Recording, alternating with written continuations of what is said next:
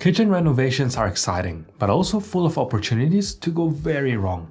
From awkward layouts to bad material choices, today I'm sharing 9 kitchen design mistakes that can lead to major regret and exactly how to avoid them. Proper circulation should be a priority for your kitchen design. Otherwise, you'll find yourself running around in circles just to make a simple meal. The working triangle theory came about in the early 20th century, and it's still a useful framework for designing kitchen workflows. It divides your kitchen into 3 main areas: the stove, sink, and fridge. These 3 points should ideally form a triangle, allowing easy movement between cooking, washing, and storage. But here's the catch. This theory was created when kitchens were usually small, closed-off rooms designed for just one person to use. These days, many kitchens are open-plan and often used by multiple people at once, so the classic triangle doesn't always apply. That is where the kitchen zone system comes in. Instead of relying on fixed points, this approach divides the kitchen based on what you actually do.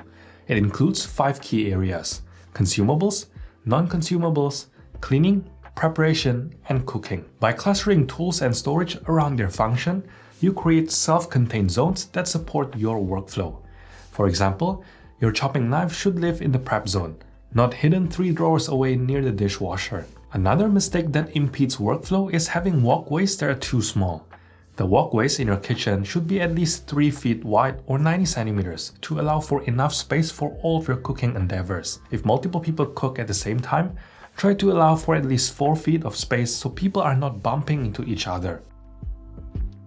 A lot of people want to have a kitchen island, but in reality, not every kitchen has the space to make one work, and forcing it can backfire. Here's the rule of thumb. You need a minimum of 3 feet of clearance on all sides of the island. That means if your kitchen is on the smaller side, the island might leave you with walkways that are too tight. If you don't have enough space for that but really need extra working space, it may be better to get a small workbench or a portable option like a trolley workbench and place a butcher block on top of it. These can offer the functionality without the layout issues. Another really common measuring mistake I see all the time is people designing their whole kitchen and then trying to fit appliances in afterwards. This often leads to them protruding or being too small for their allocated spaces, especially for fridges. If you do find yourself in this situation, the best thing you can do is return your standard depth fridge for a counter depth model. These are usually 24 to 30 inches deep, so they're much more likely to line up nicely with the ends of your cabinets. I've also seen dishwashers and ovens that clash with cabinets where they can't both be open at the same time. It is easy to avoid this if you plan it from the design phase, but a huge pain to fix it later. One of the most frustrating kitchen design mistakes is sticking with outdated base cabinets instead of investing in drawer banks. While standard cabinets are cheaper upfront, they create deep, dark spaces where everything at the back slowly becomes forgotten or impossible to reach. Some exceptions do apply, like under the sink or in a corner where a base cabinet does make more sense. But if you're renovating, prioritize drawers wherever you can. Yes, they cost more upfront, but they completely transform how usable your kitchen feels. At a minimum, include a wide drawer bank for larger items like pots, pans, and small appliances. Then a narrower drawer banks for utensils, gadgets, and random kitchen bits. And also varying drawer heights so everything has a home, from tall blenders to short stacks of saucers. Systems like Blum's Tandem Box offer full extension, soft close drawers that make it super effortless to operate. To maximize your space even further, consider toe quick drawers. Though shallow, they're perfect for slim items like baking trays and cooling racks. If you're working with an existing kitchen, you still have options. You can retrofit base cabinets with pull-out shelving, install lazy Susans in corner units, or use pull-out bins to mimic the function of drawers. Cabinets are one of those decisions where usability matters way more than you think. You open these dozens of times a day, so you want them to work with you, not against you. If you want a kitchen that is easier to clean and maintain, I've put together a free guide on designing a low-maintenance home.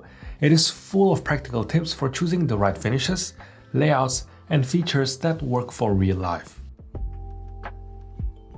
Let's talk about that awkward little gap between the top of your cabinets and the ceiling. This space usually becomes a weird shelf for fake plants, dusty baskets, or just grime. This used to be the standard from eras when 8-foot ceilings were the standard and custom cabinetry was less accessible. But nowadays, It is a hallmark of builder-grade cabinetry that is trying to cut cost. There are 4 big reasons to avoid leaving this gap. First, it looks builder-grade. Builders often stop short because extending cabinets or building a bulkhead adds to labor and material cost. Second, it breaks the vertical line. Cabinets that reach the ceiling help draw the eye upward and make the kitchen feel taller and more custom. Third, it becomes a clutter magnet. That space will be filled, eventually, with dusty decor, fake ivy, and things you don't know where else to put. And fourth, it is a grease and dust trap. Cooking sends tiny particles of grease into the air. That space above the cabinets, it is where all that sticky residue settles. So if you're renovating, make sure your cabinets go all the way to the ceiling. You've got 2 good options here. Either get full height cabinets that reach the ceiling, or consider stacked cabinets, which is a shorter cabinet on top of the standard ones. But if your kitchen is already built, there's 2 retrofit solutions. Have a carpenter build a soffit or bulkhead, which is basically a drywall frame that fills the space and is painted to match your ceilings or walls. Or add fascia or crown molding, a decorative trim piece that bridges the top of the cabinets to the ceiling for a more intentional and finished look. And if you just can't do anything about the gap and have to live with it, the number 1 rule is to keep it clean and empty. Resist the urge to decorate with random knickknacks. If it is a contemporary kitchen, you can also install LED strip lighting on top of your cabinets and aim it up at the ceiling. This will create a soft ambient glow that will turn all this negative space into a positive design feature. Of course, like all design rules, there are times when the cabinet gap will work. For example, if you have extremely high or vaulted ceilings. Taking the cabinets all the way up is impractical and will likely look disproportionate. In this case, the cabinet should stop at a visually pleasing height, like aligning with the top of a door or window frame. Next, if there are structural obstacles like exposed beams or significant ductwork, or other elements that make it impossible for your cabinets to go all the way to the ceiling. Or if you're aiming for an unfitted kitchen style, where cabinets are meant to look like freestanding furnitures rather than built-ins. The key here is intentionality. If the gap is there on purpose, it can work. But if it's just leftover space nobody thought about, that is when it becomes a mistake. The kitchen isn't just a place to cook anymore. It is where people hang out, kids do homework, and charge devices. It has become the modern hub of the home, and your electrical plan needs to reflect that. Don't just throw a few outlets along the wall and call it a day. You want to plan by zone and function. That means thinking about where appliances will live, where people gather, and where charging happens. Along the main wall, you want to have an outlet every 3 to 4 feet, so you always have somewhere to plug in your appliances. You can even get an under cabinet plug mold strip. They give a clean look as they tuck up neatly against the bottom of upper cabinets. Next up is on your kitchen island. You can install outlets on the side panel, under the overhang, or go high-tech with a pop-up outlet right in the countertop. Remember to also add some inside your pantry cabinet or coffee station if you have one. And finally, don't forget about aesthetics. Standard white plastic covers can interrupt a beautiful backsplash or countertop. So if you can, try to choose outlet covers that blend in. This could be a cover made of the same material as the surface, or a beautiful flush outlet that matches the hardware you have in your kitchen. When I say inadequate lighting, I'm not just talking about how bright your kitchen is.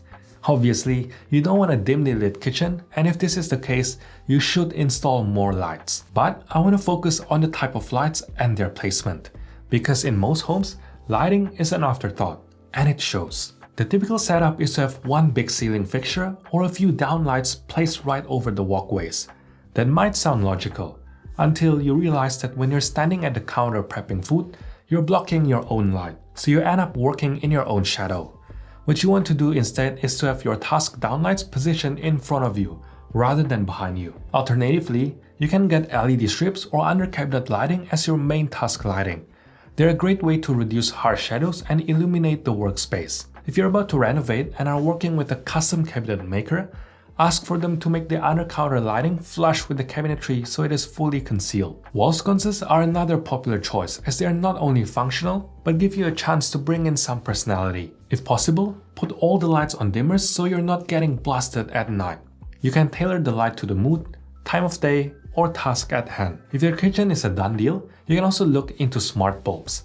I did this in my own kitchen so I can dim and change the temperature of the lighting without any additional wiring. What I'm trying to emphasize here is that you should always prioritize the functionality of your lighting over its aesthetics. A gorgeous pendant with exposed bulbs might look amazing, but if it's blinding you or casting glare, it is not doing its job. Lighting should make your kitchen feel effortless, and when done well, it adds a layer of polish that elevates the entire space. So many people rush into choosing a countertop or backsplash without considering whether that material is really suitable for their lifestyle. For example, marble or butcher block are popular choices because they look really good, but these materials are porous and require ongoing maintenance like periodic sealing. Marble in particular is susceptible to etching. When acidic things like lemon juice or vinegar comes in contact with the stone, it causes a chemical reaction and leaves dull spots and marks. If you want something natural but more durable, consider granite. It is heat and scratch resistant and only needs sealing about once every 5 years, which is a lot less hassle than a marble. Now, if you're after something that is low maintenance, there's engineered stone, often called quartz. These are non-porous and resistant to staining. In Australia, quartz has been banned due to the health risk associated with crystalline silica during fabrication. But brands like Caesarstone have developed new alternatives that are silica-free, made with recycled glass, and still offer the same durability and appearance. If budget is a top priority, laminate is your most affordable option. Yes, it is prone to chipping and heat damage, but with the right color and edge profile, it can actually look quite nice. There's also plenty of other options, from natural materials like quartzite and soapstone to engineered stone like Decton, and other options like stainless steel, which is often used in commercial kitchens. I covered them in depth in this low maintenance versus high maintenance home video. There are pros and cons for every material, so that is why I encourage you to choose something that fits your lifestyle, maintenance tolerance, and priorities. Think about how you cook, clean, entertain, and live, because your kitchen should support your habits, not fight them.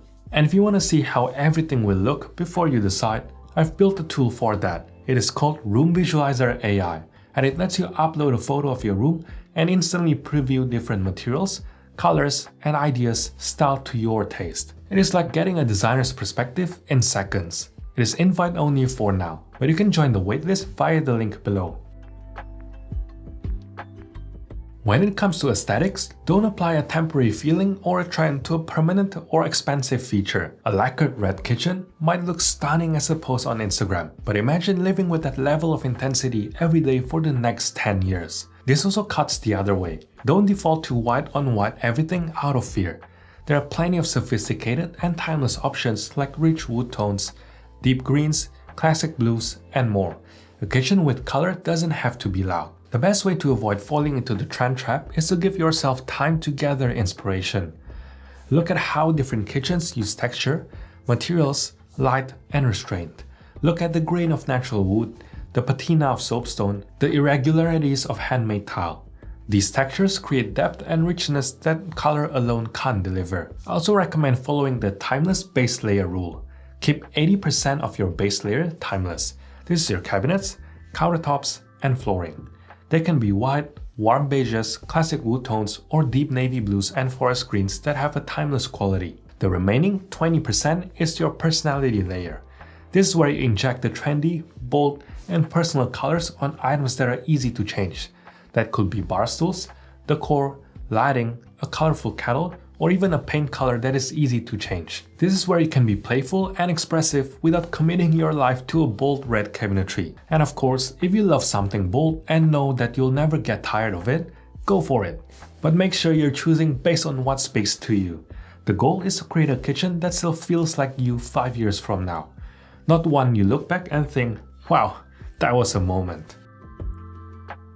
Big design choices get all the attention, but it's the small details that separate an average kitchen from a great one. Let's start with something called functional friction. Every time you open the wrong drawer, hunt for a bin, or unplug your toaster to charge your phone, that is friction. A well-designed kitchen should feel seamless, like everything is exactly where it should be, without you having to think about it. And then there's the sensory design. You don't just experience your kitchen with your eyes, you feel it. Through the smooth pull of a soft close drawer, the weight of a solid metal handle, the quiet click of a quality switch. These small sensory cues signal care, craftsmanship, and quality. And finally, intentionality. When someone walks into a kitchen and sees that the outlet covers match the hardware, or the bin is integrated into the cabinetry, it signals care. So, here are a few details I think every kitchen should consider. First is a planned waste management system. A plastic bin in the corner of the kitchen is not a good look, but a nice bin or a pull-out near your prep zone with bins for rubbish, recycling, and compost makes everything easier. Second, get built-in drawer organizers. You don't want a jumbled mess, and organizers help keep the little things organized. Next, pay attention to your cabinetry fit and finish. Partial overlay doors, which is when the door doesn't fully cover the cabinet frame, look builder grade and it's harder to clean. Instead, look into inset or full overlay cabinets as they look so much better. And try to make the end panels match the style of your cabinet doors rather than having standard flat sides. Then think about the quality of your touch points. Nice hardware feels good to touch and use, and the sturdiness is a tactile reminder of quality. And finally, think about countertop edge profiles. If you want something modern, you can go for an east edge or mitered edge. If you're looking for something traditional, an oogie or bullnose edge is classic. These details can make the kitchen feel finished, thoughtful, and high-end. They don't all require a big budget, but they do require planning and attention. If you enjoyed this video, check out this video on 10 reasons why your home look off, or this video on designing a low-maintenance kitchen. Otherwise, thanks for watching, and I'll see you in the next one.